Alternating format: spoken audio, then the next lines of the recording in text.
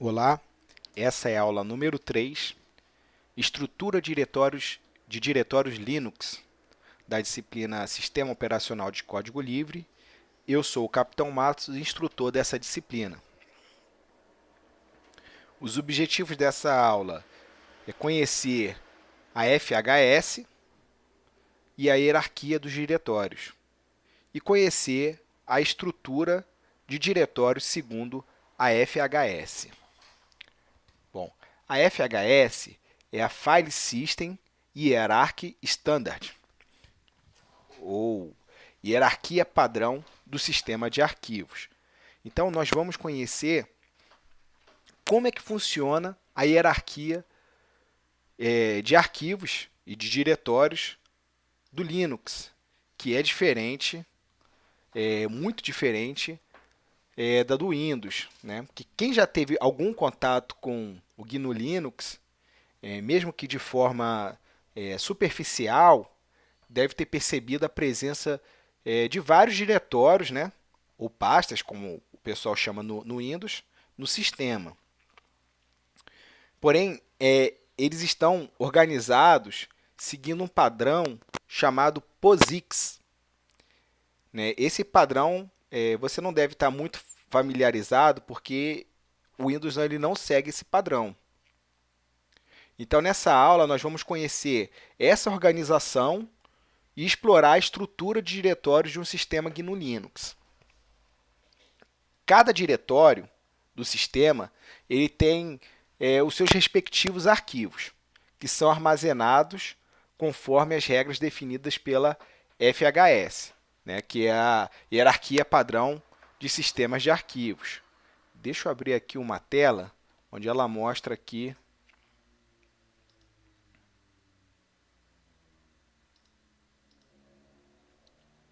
Bom, essa aqui é uma tela que mostra a hierarquia padrão do sistema de arquivos, né?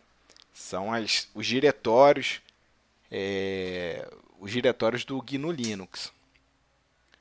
Então, esse padrão, essa hierarquia, ela define o que tem que estar o que tem que estar lá dentro de cada diretório.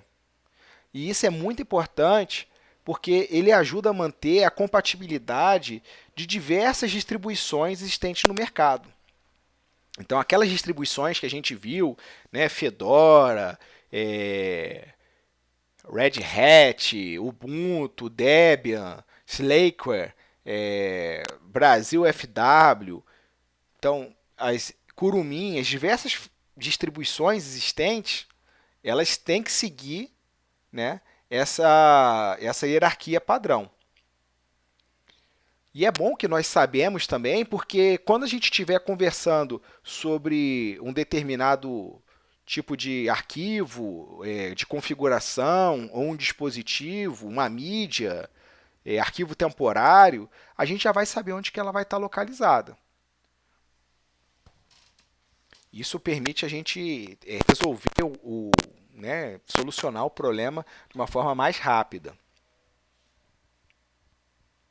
Atualmente, a FHS, né, ela está na versão 2.3 e ela é mantida por um grupo chamado Free Standard Group, que é uma organização sem fins lucrativos que é formada pela aquelas empresas grandes como HP, IBM, Red Hat e Dell, que estão de alguma forma ligadas com o mundo Linux.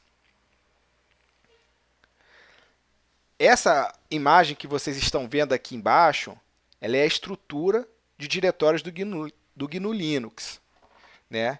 Ela também é conhecida como árvore de diretórios, porque, de certa forma, ela tem um formato de árvore. Mas antes da gente dar uma olhada na estrutura de diretórios, a gente vamos definir aqui o que é um diretório, né, para a gente conseguir prosseguir nessa aula. Né? O diretório nada mais é que um local onde os arquivos são guardados no sistema. Tá? É basicamente a definição também de uma pasta. Né? O objetivo dele é sempre organizar diferentes arquivos e programas. É bom a gente fazer uma analogia de um diretório como uma gaveta de um armário. Tá? Porque cada gaveta guarda normalmente um tipo diferente de roupa, enquanto cada diretório guarda um certo tipo de específico de arquivo. Tá ok? O arquivo ele pode ser um texto, uma imagem, uma planilha. Os arquivos eles têm que ser identificados por nomes. Né? Isso não dá para você fazer um arquivo sem ele ter o seu nome. Porque ele fica muito difícil para quem vai utilizar. Ele precisa ser localizado, esse arquivo, ele tem que ter um nome. E um detalhe importante que a gente tem que observar, né, que como o Linux ele segue esse padrão POSIX, diferente do Windows, esses nomes eles são case sensitive. Então, vamos um pouquinho aqui para a prática aqui, pessoal. Eu cliquei aqui no nosso terminal e vamos entender o que é um case sensitive, tá? Esses comandos vocês vão aprender nas próximas aulas, mas já vamos adiantar aqui para vocês verem, né, para não ficar só uma aula falada aqui e vocês ficarem imaginando o que é. Então, eu vou entrar na minha pasta aqui, cd/home/capmatos. Acho que deve estar só como Matos, ok? Vou dar um ls. Vejam que tem um arquivo. Vamos criar um arquivo aqui.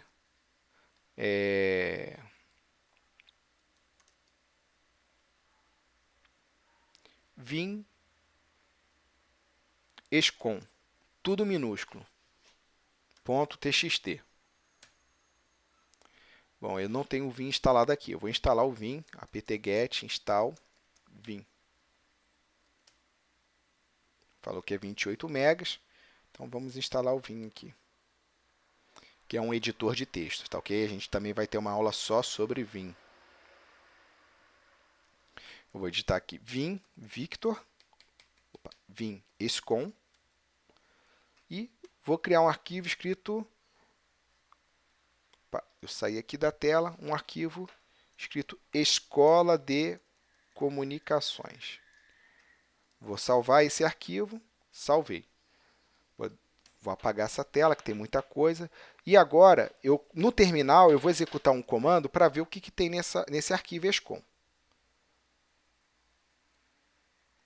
Está lá, Escola de Comunicações. Tá ok? Vou dar um ls, está aqui o nosso arquivo escom. Tá? Agora, eu vou criar um arquivo chamado escom.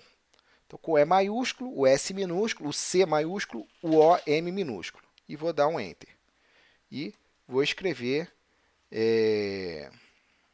Rondon. Melhor.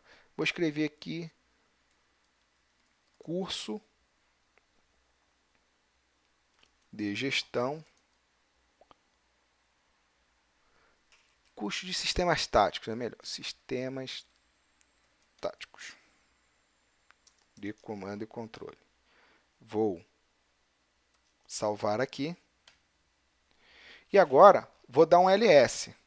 Vejam que eu tenho dois arquivos com o mesmo nome, escom e escom. No Windows eu não conseguiria fazer isso, ele ia falar que já existe um arquivo com escom. E agora eu vou visualizar o arquivo escom com as letras alternadas. Está aqui. E vou visualizar o arquivo escom com tudo minúsculo.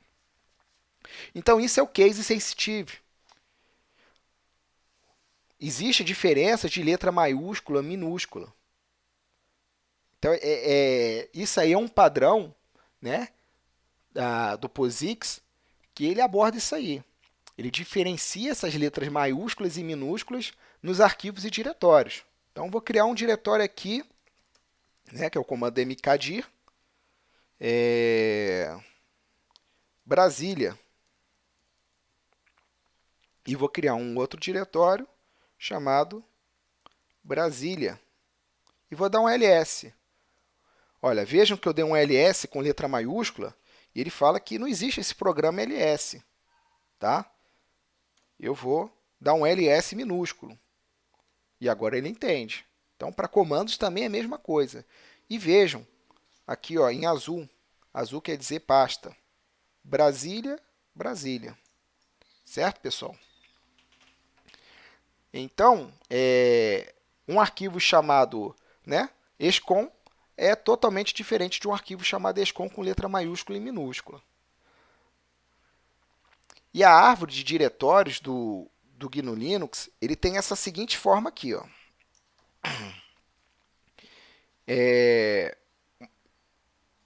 A barra, né, que não está aqui nessa imagem, mas que é o diretório raiz, e esses diretórios, bin, boot, dev, etc, home, tá?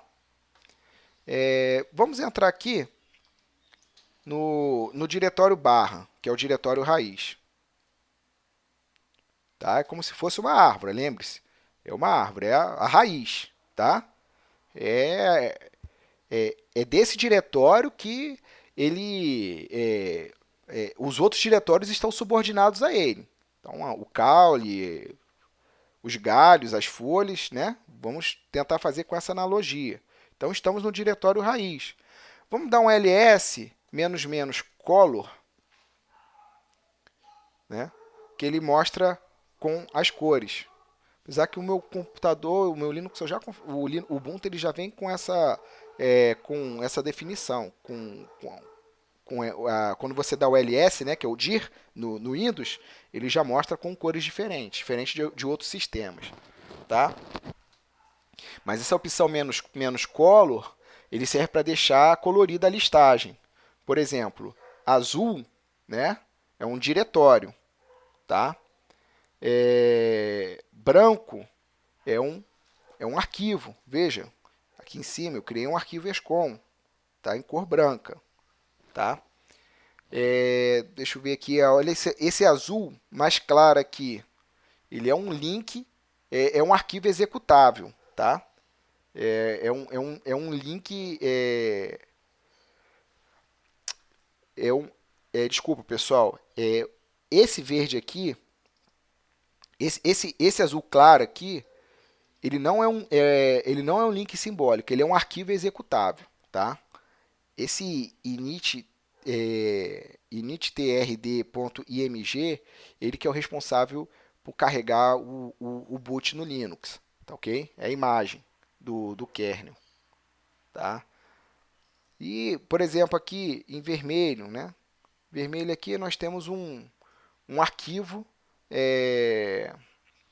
um arquivo compactado, né? O .deb, que é o formato deb. Então essas cores ele servem para facilitar a nossa vida, tá? E esse diretório, o barra, ele é o principal diretório do GNU Linux, tá? E ele é representado somente por essa barra aqui. Então veja aqui entre os dois pontos e o jogo da velha, está representado o diretório, tá bom? Ele é representado por essa barra, que significa que é o diretório raiz, tá? E ele está, na verdade, quando a gente fala em árvore, a gente fala em árvore de cabeça para baixo, tá ok? Essa árvore ela está com a raiz lá em cima e o caule e os galhos eles estão embaixo. O diretório raiz é o diretório acima dos demais diretórios. E os outros diretórios que a gente vai conhecer agora, ele é conhecido como subdiretórios, porque todos eles estão dentro do barra. Tá ok? Então, demos um ls aqui e vemos todos os subdiretórios do barra. Vamos conhecer esse primeiro diretório aqui, que é o bin. Então, eu vou dar um cd, né? O cd que é o change directory, significa mudar de diretório, e vou cd barra bin. Ok? Por que eu botei uma barra antes? Se eu dei o caminho absoluto, se eu der um cd bin, ele também vai entrar. Tá ok? Porque eu estou dentro do barra. O caminho absoluto, o caminho relativo, é mais ou menos assim. Vamos supor que eu moro, né, Vou dar meu endereço aqui. Eu tenho um colega que quer chegar aqui em casa e ele mora e eu moro. Vou falar para ele, cara, eu moro. Ele está lá no Rio de Janeiro. Eu moro na que é 26, Conjunto U, Casa 26, Guará 2, Brasília, Distrito Federal. Então eu dei o meu caminho absoluto para ele. Eu falei tudo, porque ele, pô, ele está lá no Rio de Janeiro, não sabe onde que eu moro, tal. Mas eu tenho um outro colega aqui que mora aqui em Brasília e ele quer chegar aqui em casa. E eu vou falar somente para ele, cara, eu moro na QE 26, Conjunto U, Casa 26, no Guará 2. Preciso falar Brasília, Distrito Federal, Brasil, meu CEP? Não preciso. E se eu tiver um colega que tiver aqui no mesmo bairro, eu só preciso dizer o quê? O nome da minha rua e da minha casa para ele. E ele vai conseguir chegar aqui tranquilamente. Esse é o caminho relativo. Então, quando eu falo que quando eu digito cd, vejam que eu estou dentro do diretório /bin, tá? E eu quero entrar no cd /home, então eu estou colocando um barra antes, dizendo raiz, e depois da raiz vem o home, e dou um enter. Então, eu entrei no /home. Se eu falar que eu estou no barra, que é o diretório raiz, eu não preciso falar que eu vou entrar no /home, basta colocar home e eu vou entrar. Tá ok? Vamos voltar aqui para o bin. Tá ok? Esse diretório /bin, ele guarda os comandos essenciais para o funcionamento do sistema. Então, esse é um diretório público, tá? Todos os comandos que estão nele podem ser utilizados por qualquer usuário do sistema. Então, vamos dar um ls para ver o que tem dentro do /bin. Poxa, tem coisa pra caramba, né? São vários comandos, né? O bin, né? que vem de binário, né? Os comandos estão em binário. São vários comandos que o usuário comum ele pode executar. Então, veja aqui, ó, aqui tem o mkdir, que é o comando para criar pastas. Tem diversos outros comandos. Vamos dar um ls asterisco L.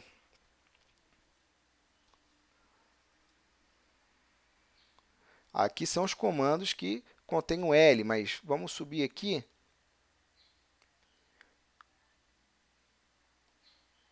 E verificar alguns outros comandos aqui que vocês possam conhecer aqui. Ó, o cat, aquele comando que ele mostra o que tem dentro do arquivo no terminal.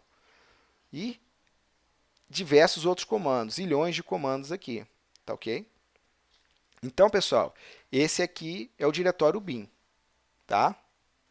E eu posso entrar no comando mkdir. Vamos ver se eu consigo entrar. mkdir.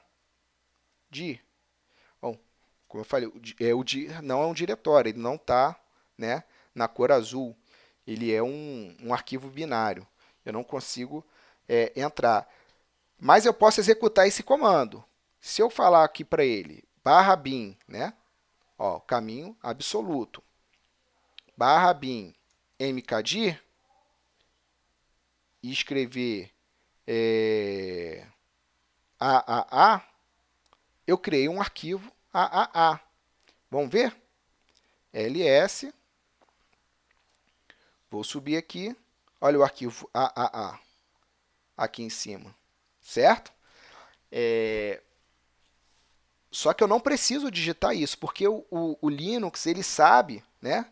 Por isso que isso é importante. A FHS determina que os comandos estejam dentro do diretório /bin. Então, eu não preciso digitar /bin, /mkdir e o nome do arquivo. Basta escrever mkdir e eu crio o arquivo, o diretório por esse comando. Ok? Eu posso estar em qualquer lugar. Agora, vamos entrar, né? Vamos voltar. Então, cd ... eu subo um diretório. Então, lembra que eu falei que a nossa árvore ela está de cabeça para baixo. Então, eu estou agora no caule, né? no /bin. Né? E se eu digitar cd ... eu vou subir um diretório, vou voltar agora para a raiz. Vejo que o bin vai sair e vai ficar só a barra. Então, vou dar um ls novamente, né? Vamos ver que o próximo diretório aqui é o diretório boot. Então, vamos entrar nele aqui para ver o que tem nele, o que tem nesse diretório. cd boot, né? Entrei pelo caminho relativo. Vou dar um ls. Então, aqui, o que tem aqui dentro dele? Tem o Grub, tem o VM Linux 3.16, tá? Esses arquivos aí que estão aí dentro, eles são estáticos e eles são necessários para a inicialização do sistema, tá?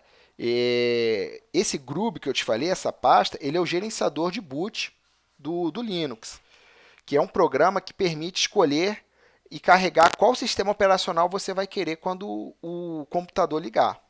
Okay? Então, o boot ele é responsável por dar o boot no sistema. Vamos voltar aqui, cd ls. Então, vamos entrar agora no dev, tá? Porque o cd-rom é o diretório quando você coloca uma mídia dentro do cd-rom, ele vai ser carregado, ele pode ser carregado dentro do cd-rom, tá? Vamos entrar aqui no barra dev, cd barra dev, ó, caminho absoluto, tá? E vamos dar um ls aqui, ó, cores diferentes, arquivos pra caramba, tá? Mas vamos entender o que é o diretório dev. Nesse diretório, vai ficar todos os arquivos de dispositivos. Então, lembra que eu falei para vocês que no GNU Linux ele não tem drives, não tem esses tipos de arquivos que nem o Windows. Ele tem, né? Ele tem um arquivo, né? Que é esse arquivo que ele faz um link, tá? Esse amarelinho aí com preto, na verdade, ele é um link que ele fica armazenado nesse diretório, tá? Os dispositivos eles estão configurados estaticamente aí dentro, tá? Quer dizer, dinamicamente. Se eu alterar um dispositivo, ele já vai alterar, Então veja aqui, olha, minha memória RAM, tá? Então barra dev são o quê? Dispositivos. Minha memória RAM. Lembra do SDA? SDA é HD. O meu HD é SATA. Então tá aqui, o meu HD é SDA, tá? TTY são os terminais que o Linux permite. Então vamos ver quantos terminais ele possui. Ó, o TTY0 ao TTY63. Então são 64 terminais virtuais que o Linux permite. 64 usuários conectados ao mesmo tempo, tá? E outros arquivos aqui que são tudo dispositivos, olha. Arquivos de rede, portas, CPU, tá? Deixa eu ver se tem mais algum aqui que eu possa falar.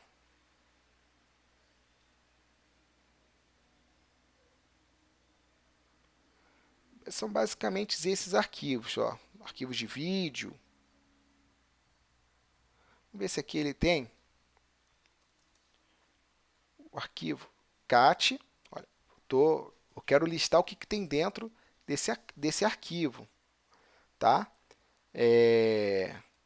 Input, que é o arquivo aqui. Vamos entrar aqui na pasta input, aqui, tá? Mice. Mice é o mouse. Vamos entrar aqui, vamos ver vamos listar o que tem dentro do mice. Está demorando, está pensando.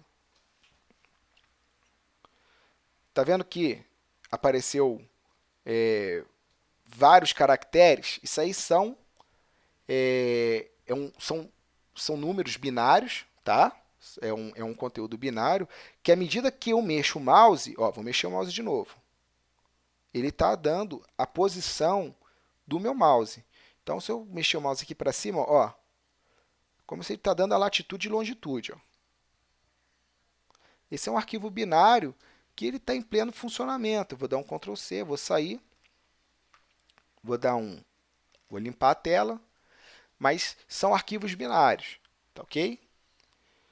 E esse comando ele é interessante, Cat, porque a gente consegue ver na tela o que está acontecendo. Só que, como é binário, para a gente não consegue entender, né? Se a gente quiser visualizar, por exemplo, esse conteúdo do mais, esse é só um.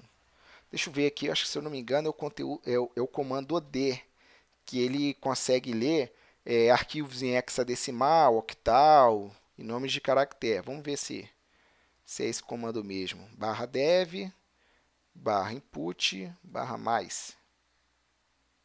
Mexer o mouse agora. Aqui, ó. Já fica mais fácil da gente entender. Então, todos esses números aqui, né? Esses números binários, na verdade, ele está em octal, né? Esses números octais aqui, ele está fazendo o quê? Ele está me dando a latitude e longitude do meu mouse. Parei de mexer o mouse, ele para de me informar. Tá ok? Vamos ver agora o nosso próximo diretório. Eu vou sair aqui do dev, vou dar um cd, vou dar um ls novamente no barra, na raiz, e o nosso próximo diretório é o etc. Diretório muito importante. Vou entrar aqui.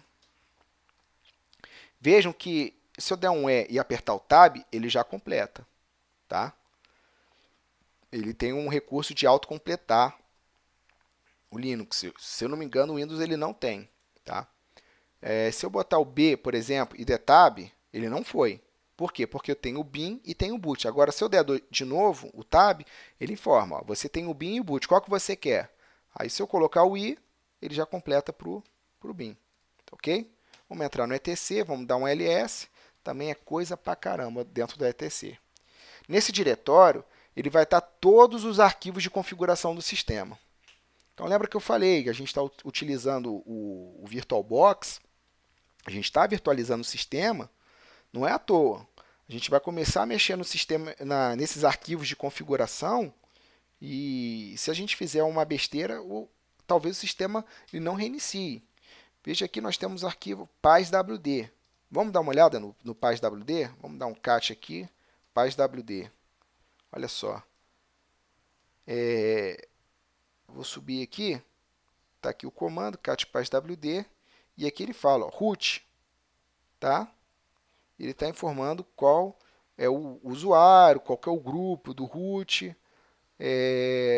Vamos ver aqui no final o meu usuário aqui, ó, Matos. Tá?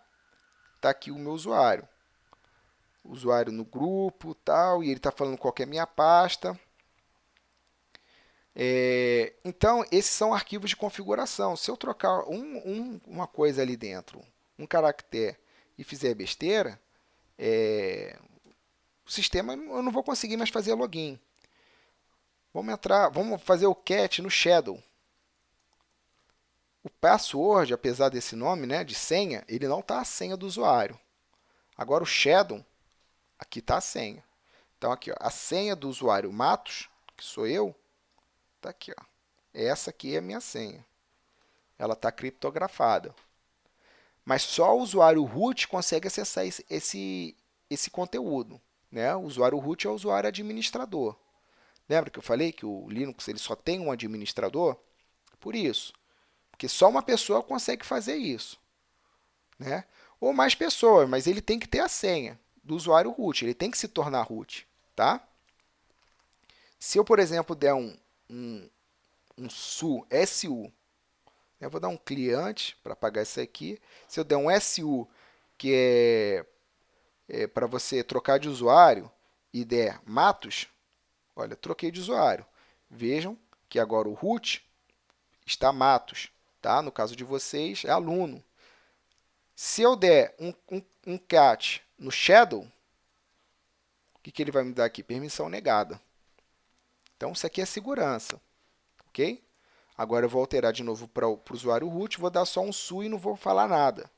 Se eu der o comando su e não especificar qual é o nome do usuário, ele já sabe que é o root e ele está pedindo a senha. Tá? E agora me tornei usuário root novamente. Tá ok?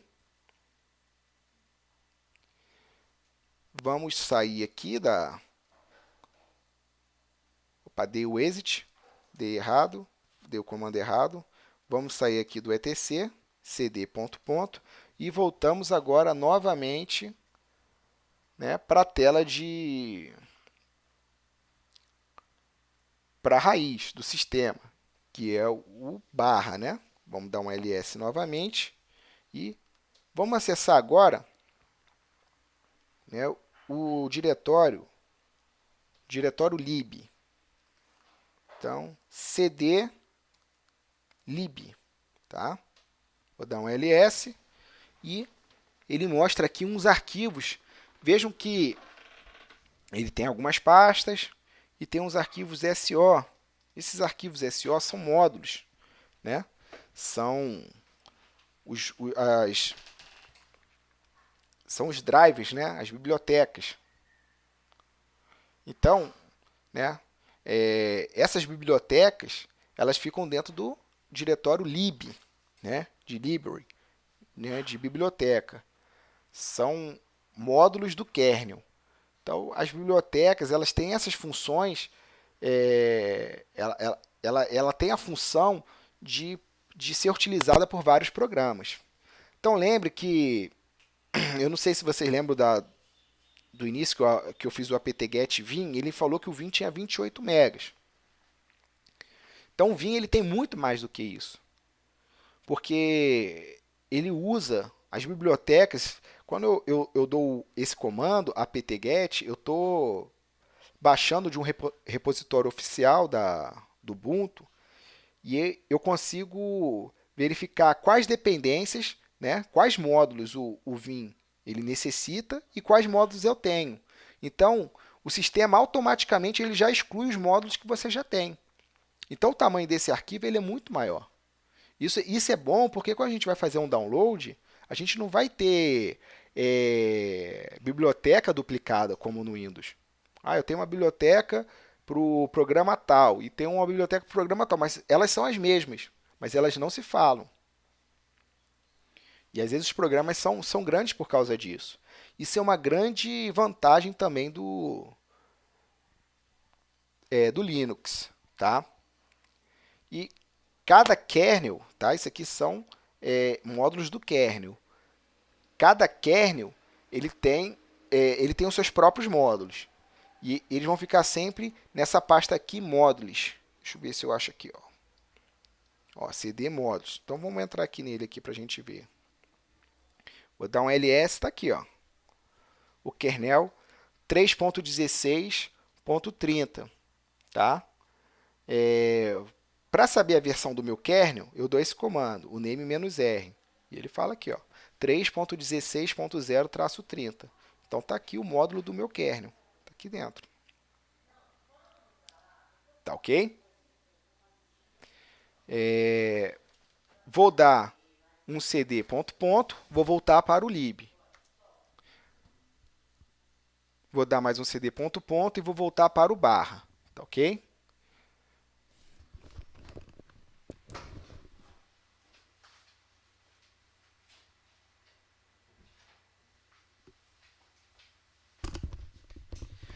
Fiz uma pausa aqui para beber uma água. Estamos no diretório raiz novamente. E agora vamos dar um ls.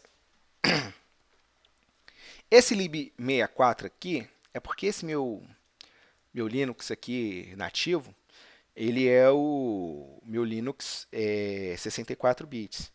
Então, os módulos 64 bits, eles vão estar dentro dessa pasta aqui, tá? Diferenciando dos módulos das bibliotecas de 32 bits. Essa pasta aqui, lost mais found, lembra que eu falei que o Linux, né, ele tem uma vantagem. Eu acho que eu não comentei isso aí, mas a arquitetura do sistema do Linux, né, de arquivos, ele tem uma vantagem de de poder recuperar o que você está fazendo. Então, por exemplo, eu estou fazendo alguns trabalhos aqui, caiu a luz. Vou ligar novamente. Os arquivos que eu estava operando, que eu estava mexendo, eles vão estar aqui em Lost mais Found. Se eu, por exemplo, abrir o Word, ele vai puxar o LibreOffice, ele vai puxar automaticamente o arquivo que vai estar aqui em Lost mais Found, tá? Isso aí é bem interessante. O diretório média, vamos entrar aqui nele para a gente ver. Vou dar um ls, bom, não tem nada, né? Mas o que seria esse diretório mídia, né? Ele é um ponto de montagem para dispositivos removíveis. Por exemplo, eu coloquei um pendrive. Inseri um pendrive no meu computador, o Linux, como ele trabalha como diretórios, eu vou montar o meu pendrive, né, ele vai ser montado dentro do mídia. Se eu colocar uma câmera digital, um disquete, um DVD, um CD externo, HD, ele vai montar dentro do mídia, tá? Isso é bem interessante, porque, por exemplo, eu coloquei um pendrive e às vezes não sei onde que está. Se eu entrar em mídia, em barra mídia, né, no terminal, eu vou descobrir que o pendrive vai estar lá, o diretório dele lá. Tá ok? Vou voltar aqui, vou dar um ls novamente. Vamos ver aqui o MNT. Entrei no MNT. Tá? Vou dar um ls novamente aqui, também não tem nada. E esse diretório também, ele é como se fosse também um ponto de montagem, tá? Mas diferentemente do Media, ele é para uma montagem temporária de sistemas de arquivos. Então, por exemplo, eu quero fazer um compartilhamento de arquivos entre o Windows e o Linux, é, ou entre Linux com Linux. Eu quero compartilhar uma pasta, tá? Um diretório. Eu vou compartilhar dentro do barra MNT. É, eu não tenho que seguir essa regra, tá? Eu falei do mídia lá, do pendrive, eu posso montar o mídia, um pendrive dentro de qualquer diretório que eu quiser. Mas a FHS, ela estabelece isso. Por isso que existe já essas pastas pré-montadas para poder facilitar a organização do Linux, tá? Vamos voltar aqui pro raiz e dei um ls novamente. Vê que o próximo aqui é o opt. Então vamos entrar aqui dentro desse diretório. E dei um ls. Ele aqui apareceu o Google. Né? Por quê? Porque a FHS estabelece que dentro do opt vai estar os programas proprietários. Então eu tenho o Google Chrome instalado no meu Linux. Só que ele não é software livre, ele é proprietário. Tá? Então, automaticamente, quando eu instalo um aplicativo que ele é proprietário, ele já vai para dentro da pasta opt. Tá ok? Vamos entrar aqui dentro do Chrome para ver o que tem nele aqui. Dentro do Google. Dá um ls, ó, tá o Chrome aqui. Vamos entrar dentro do Chrome, ls, e está aqui, ó, o meu aplicativo Google Chrome, ok? Pessoal, agora eu tô, verifiquem isso, eu tô dentro da pasta raiz barra, que está dentro do diretório raiz, né? A barra, que está dentro do subdiretório opt, que está dentro do subdiretório Google, que está dentro do subdiretório Chrome. Poxa, se eu quiser voltar para o raiz, eu vou ter que digitar cd ponto ponto quantas vezes, né? Algumas vezes, né? Para facilitar isso, eu posso digitar o caminho absoluto do barra, do raiz. Então, cd barra, voltei aqui para o raiz. Tá ok? Isso aí também já poupa tempo, né? Vamos dar um ls aqui. Vou dar um clear, tá? Para apagar a tela. Ou um clear ou Ctrl mais L. Ele apaga a tela, tá ok? Vou dar um ls e vamos ver aqui a próxima pasta. Tem aqui a proc, tem um root, run. Vamos ver aqui o sbin aqui. cd sbin. Vou dar um ls. Ah, beleza aqui. O SBIN, ele é muito parecido com o bin, tá? Esse diretório, ele vai guardar os comandos utilizados para inicializar, reparar, restaurar e recuperar o sistema. Pô, isso quer dizer que nesse diretório ele tem os comandos essenciais do Linux, né? Mas ele tem uma diferença, né? Ele poderia estar dentro do bin, são comandos, né? Ele está dentro do SBIN porque somente o usuário root, né, o administrador, pode executar. Eu estou como root aqui. Eu posso executar esse comando. Agora, como usuário normal, eu não consigo executar o comando. Veja aqui, ó, eu tenho o comando reboot para reiniciar. Tenho o comando fdisk para ver a questão dos discos, né, dos HDs e tal. Eu devo ter aqui o ifconfig, que é para você ver a rede, ver placas de rede. Ó, ifconfig. Aqui para você ver o horário da placa-mãe, a hora que está dentro da placa-mãe.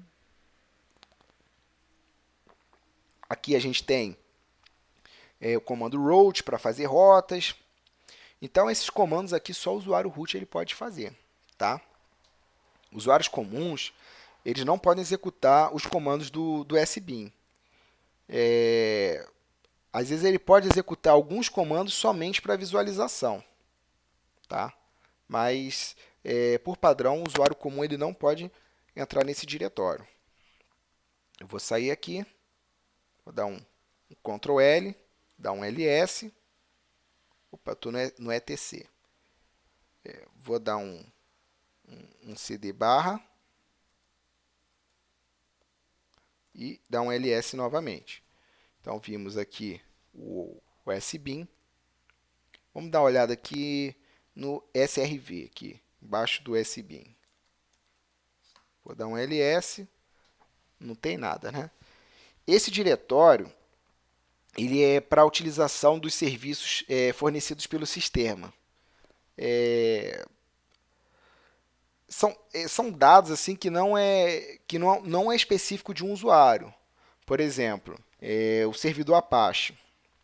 O servidor Apache ele cria um usuário para ele chamado www. Então, não é um usuário que é para mexer no sistema, né? Então, ele vai criar uma pasta em /srv, né? /www, que é um serviço que você vai estar rodando dentro do seu sistema operacional. Ok? Vamos sair, vamos dar um ls, e aqui vamos ver aqui o diretório sys. Vamos lá, cd sys.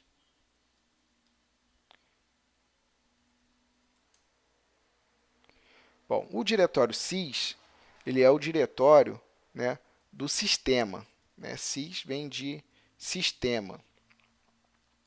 Bom, o que esse diretório ele faz? Né? Ele é como se fosse um diretório que ele vai encontrar tudo que for parte do sistema, né, informações geradas pelo kernel, informações de serviços, pela detecção de hardware, como fabricante, capacidade, ele vai estar rodando dentro dessa pasta. Tá? Então está aqui, ó, o kernel, o hypervisor, que é para você, que é o processador, device. Vamos entrar aqui no device. Ó, ele vê aqui a parte do sistema, da parte de energia. Então, é um diretório que ele vai estar trabalhando com essa parte de informações do sistema. Tá, ok? Vamos dar um ls novamente aqui, vou dar um clear, um ls, né? A gente viu o sys. Vamos ver o tmp, cd /tmp ls. Então, esse diretório aí é para armazenamento de arquivos temporários. Ele é utilizado para guardar algumas informações, assim, informações pequenas, que precisam estar em algum lugar até que a operação seja completada. Então, por exemplo, eu abri sei lá, um programa de edição de imagens e eu estou fazendo alteração nessas imagens e tal, e eu quero a partir do momento que eu vou alterando, ele vai gerando o arquivo TMP. Eu não salvei, mas ele tá também no Lost Found, mas ele também está no TMP, porque é um arquivo temporário. Então, esse arquivo, essa pasta, esse diretório é importante para você poder saber para você saber o que está acontecendo assim dentro da sua máquina temporariamente, né? São arquivos pequenos. Por exemplo, você está fazendo um download. O download não foi completado ainda. Ele vai estar no barra TMP. Porque se você perder e quiser iniciar depois, você consegue. A diferença do TMP que é o seguinte, se você reiniciar o computador, você perde tudo dentro dele. O Lost Found não. O Lost Found vai estar lá. Tá? Porque não haveria necessidade de duas pastas com o mesmo objetivo. Né?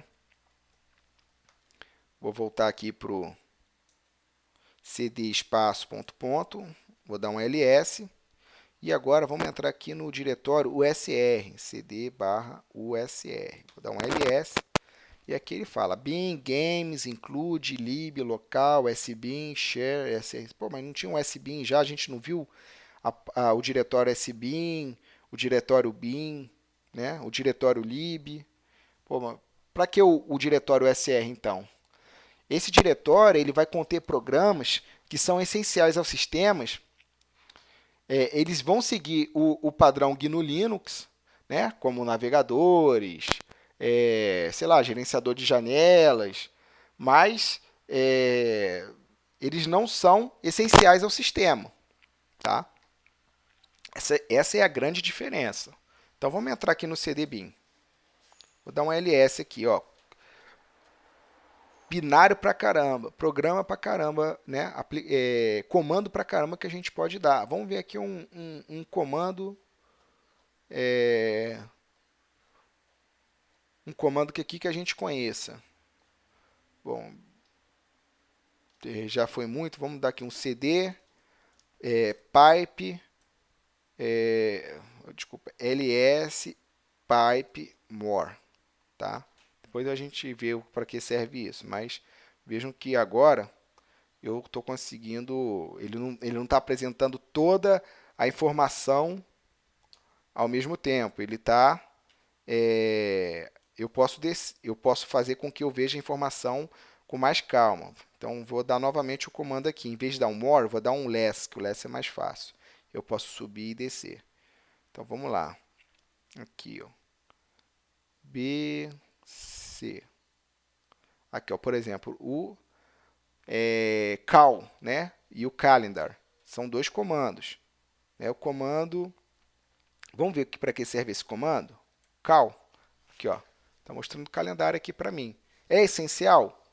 Não é, pô. Eu consigo viver, né? Eu consigo executar o meu Linux normalmente sem esse programa. E o calendar? Para que serve? Ele atualiza o meu calendário. Ok? Então, são comandos que não são essenciais ao sistema. Dá um cd, vamos voltar aqui para o usr. A pasta de jogos, né, o diretório de jogos está aqui também. Vamos entrar aqui nele. Aqui, ó, tem alguns jogos aqui. Tá? O Sudoku, jogo de Minas. Tá? Se eu der como ele é um binário, eu posso executar ele aqui. Se eu escrever sol, ele vai abrir aqui o meu jogo o solitário, né? O paciência, né? Então tá aqui o joguinho, ele fica tudo dentro dessa pasta. Então todos os jogos que eu instalar, ele vai vir para cá. Tá ok? E o SBIN, vamos dar uma olhada aqui no SBIN para ver o que ele tem. São outros comandos que são comandos que o root, né, tem que executar, mas também não é essencial ao sistema. Por exemplo, aqui o add user, né, pô, adicionar usuário, não é um comando essencial para o funcionamento do sistema, tá? Então eu estou aqui, ó, em sbin e usr. Eu vou voltar agora vou dar o caminho absoluto do root, né? Do root não, da raiz, tá ok? Vou dar um clear e um ls novamente, tá ok? Vamos ver agora o diretório var. Tá? Dentro do diretório var, eu tenho backups, logs, spool, mail, né? Esse diretório de arquivos, eles são de dados variáveis, por isso que é o nome var, de variável. Por padrão, os programas que geram arquivos de registro para consulta, né, mais conhecido assim como logs, né, arquivos de log, eles são armazenados nesse diretório. Além do log, arquivos que fica aguardando fila, por exemplo, eu quero imprimir, né? Eu vou imprimir uma página, mandei imprimir outra, vai para a fila, vai aguardar, né? Ele vai também para esse diretório, que é o spool, tá? Esses arquivos, além de mensagem de e-mails e arquivos a serem impressos, eles ficam tudo dentro do /var, tá ok? Vamos sair, vamos dar um ls novamente e agora, eu lembro que eu pulei alguns aqui. Eu estava no apt, eu acho que eu pulei o proc. Vamos entrar aqui no proc. Dar um ls aqui. Bom, números pra caramba, né? De pastas, e a gente fica até perdido com tanta informação. Esse é um diretório virtual, por isso que eu deixei ele por último. Tá? Ele é um diretório que é mantido pelo kernel. Então, tudo que a gente encontra sobre configuração, a situação atual do sistema, dados estatísticos, dispositivos já montados, endereços e estados das portas físicas, dados sobre as redes, tudo está dentro desse diretório. Vamos dar uma olhada aqui, vou dar um comando more, né? Não, vou dar o comando less, né? /proc /interrupts. Aqui, ó, ele está me mostrando todas as informações de IRQ do meu dispositivo. Tá? Esses endereços IRQs, eles são interrupções do sistema. Né? Por isso que o arquivo até é interrupts. Eles são canais que os dispositivos podem utilizar para chamar a atenção do processador. Então, eu estou trabalhando com um software, o outro, e um software está precisando de processamento. Então, ele vai chamar a atenção do processador através desses canais que ficam dentro do interrupts. Ok? Na maioria dessas situações, o sistema operacional ele vai simplesmente chavear entre os aplicativos ativos, né, permitindo que ele utilize o processador durante um determinado tempo. Tá? E depois ele vai passar para a bola seguinte. Então, o processador ele trabalha numa frequência muito rápida, né, que é chamada de clock. Né? Então, o chaveamento é feito também muito rápido. Ele dá uma impressão para a gente, né, que os aplicativos eles estão sendo executados ao mesmo tempo. Mas isso aí é conhecido como time slice. Ele corta por várias fatias do tempo de nanosegundos e os aplicativos eles vão e ele vai dando atenção para cada aplicativo a cada segundo. Por isso que a gente imagina que está sendo tudo executado ao mesmo tempo. Tá? E o processador, quando ele é avisado, né, o processador imediatamente ele para o que ele está fazendo e volta a atenção para esse dispositivo que está solicitando atenção. E depois ele volta para o trabalho que ele estava fazendo logo depois. Tá? Vamos entrar aqui no...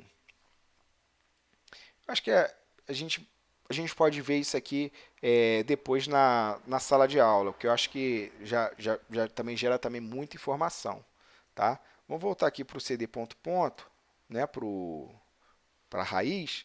A gente não entrou também no home, né? Vou entrar aqui no home aqui, vou dar um ls.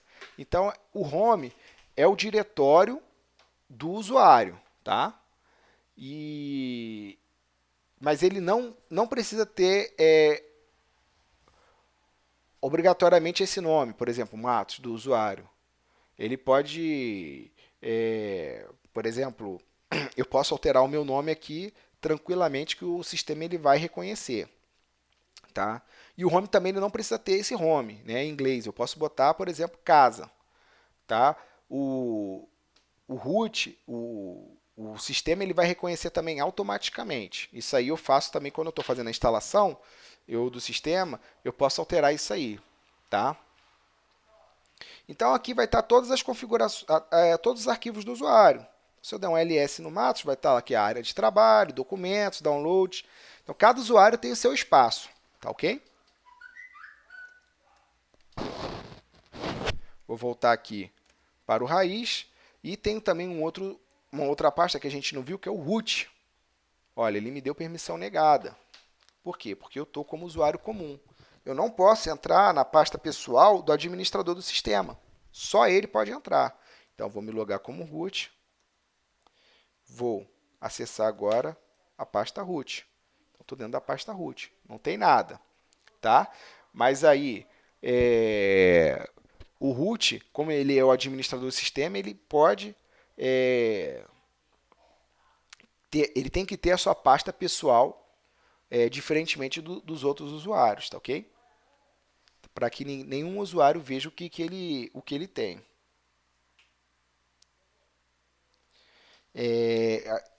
A gente fica falando root, né? Root, administrador, né? Como eu falei, nada mais é que o administrador do sistema.